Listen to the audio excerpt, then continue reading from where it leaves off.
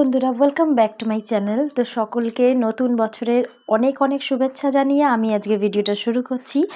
এই লুকটা আমি আজকে নতুন বছরে এই লুকটা আমি তোমাদের সাথে শেয়ার করব। তার জন্য প্রথমে আমি ফেসটাকে ভালো করে ক্লিন করে নিয়েছি অলরেডি। দেন আমি একটা উইপস দিয়ে পুরো ফেসটাকে আরেকবার ক্লিন করে নিচ্ছি। এরপরে আমি একটা রোজ ওয়াটার, একটা টোনার আমি নিজের স্কিনে অ্যাপ্লাই করে নিচ্ছি। টোনারটা অ্যাপ্লাই করা খুবই প্রয়োজন, কেননা এটাই ফার্স্ট স্টেপ আমাদের স্কিন কেয়ারের এবং মেকআপেরও। তো এরপরে যেহেতু এটা উইন্টার, জানুয়ারি মাস চলে এসছে, নতুন বছর পড়ে গেছে। এই বছরে অনেক পার্টি, অনেক রকমের প্রোগ্রাম থাকে। তো সেই লুকটাই আজকে শেয়ার করছি তোমাদের সাথে। তো তারপরে আমি একটা ময়েশ্চারাইজার এখানে অ্যাপ্লাই করে নিচ্ছি। আমি এখানে একটা উইন্টারের একটা বেশ ঠিক একটা ময়েশ্চারাইজার অ্যাপ্লাই করছি।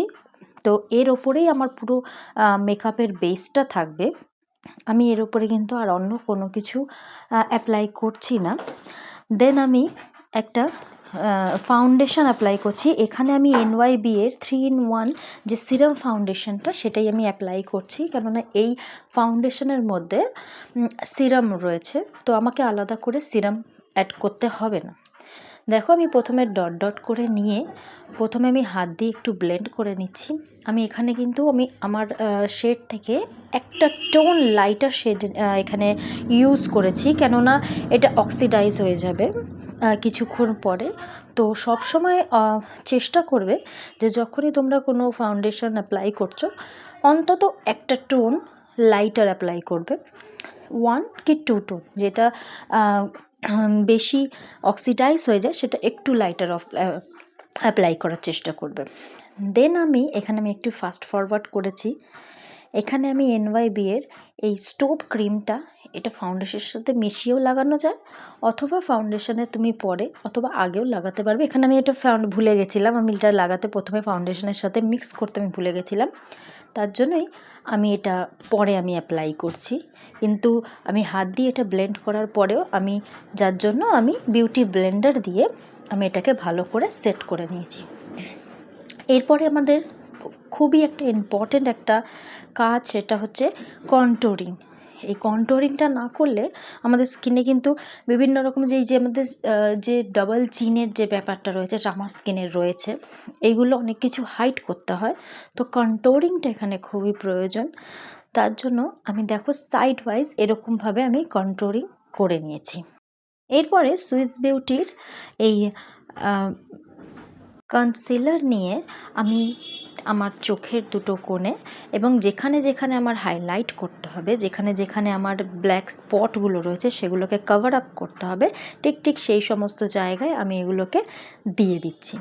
দিয়ে দেন আমি বিউটি ব্লেন্ডারের হেল্প দিয়ে আমি পুরো ফেসটাকে আমি পুরো ভালো করে এটাকে ব্লেন্ড করে নিচ্ছি।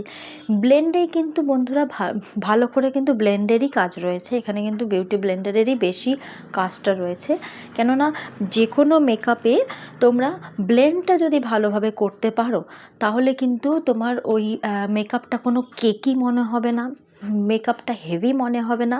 বিউটি ব্লেন্ডারের এই একটা গুণ খুবই ভালো যে আমার ব্রাশ দিয়ে তুমি যতই মেকআপটা ব্লেন্ড করো না কেন, লাস্টে যদি তুমি একটু বিউটি ব্লেন্ডার দিয়ে ব্লেন্ড করে নাও, তো তার ফিনিশিংটাই একটু আলাদা রকমের আসে।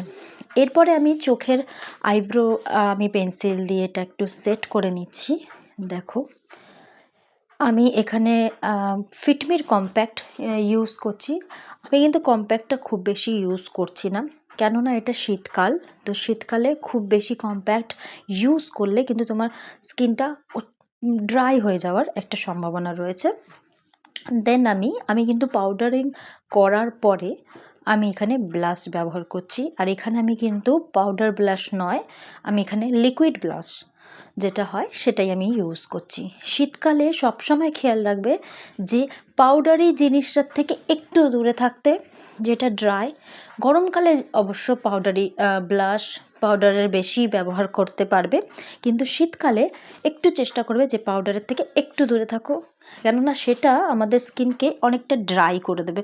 তোমার যদি মেকআপের মধ্যে একটা গ্লো না থাকে, একটা ময়শ্চারাইজিং ভাবটা না থাকে, তাহলে কিন্তু তোমার স্কিনে যতই তুমি মেকআপ করে নাও, মেকআপটা কেকি মনে হবে, হেভি মনে হবে, তো শীতকালে তোমার স্কিনটা প্রচণ্ড ড্রাই করে দেবে।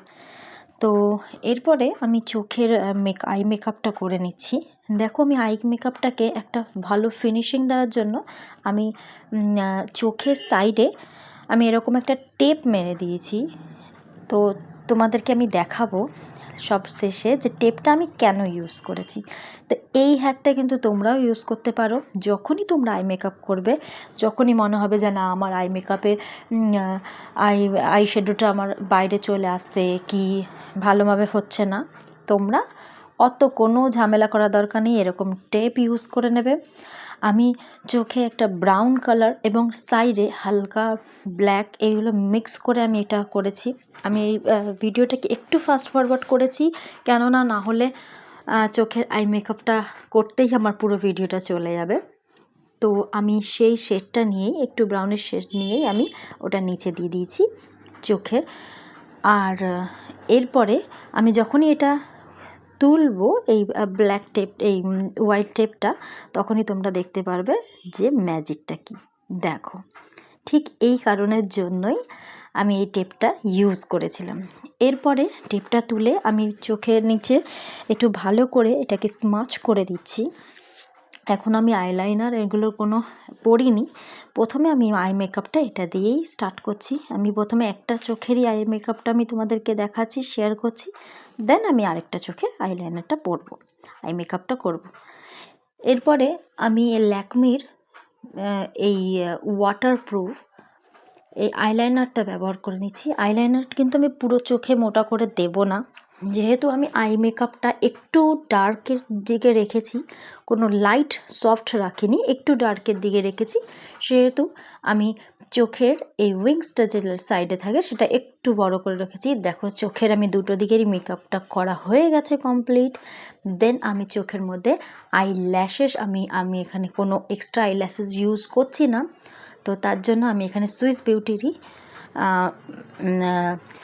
এই মাস্কারাটা আমি ব্যবহার করে নিচ্ছি, যেটা লং লাস্টিং ওয়াটারপ্রুফ রয়েছে এবং তোমার চোখ ল্যাশেস এর খুব ভালো কাজ করবে, খুব একটা বাউন্সি লুক দেয় এর মধ্যে।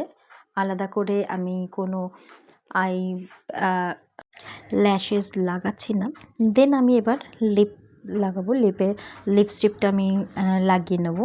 তার জন্য আমি ঠিক একটা পিঙ্ক নয়, এটা ঠিক একটা মার্জেন্ট কালার, সেটা দিয়ে আমি প্রথমে আউটলাইনটা এঁকে নিচ্ছি। আউটলাইনটা কিন্তু করা খুবই প্রয়োজন।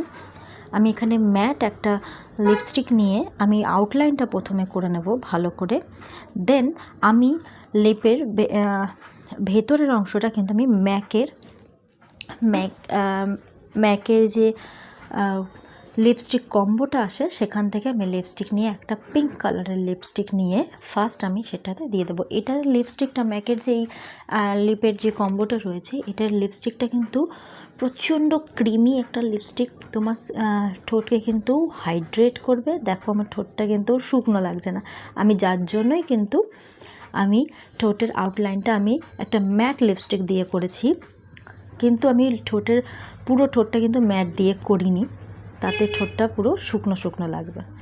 ঠিক আছে, আর শীতকালে তো ঠোঁট প্রচণ্ড আরাম হয়ে যায়। এরপরে আমি একটু হাইলাইটার ইউজ করে নিচ্ছি, যেখানে যেখানে আমার একটু প্রয়োজন আছে হাইলাইটার, সেখানে আমি এখানে ম্যাকেরই হাইলাইটার ইউজ করে নিচ্ছি। দেন আমি লাস্ট এবং ফাইনাল সেটিং স্প্রেটা ইউজ করে নিচ্ছি। তো দেখো এটা হচ্ছে আমার ফাইনাল লুক।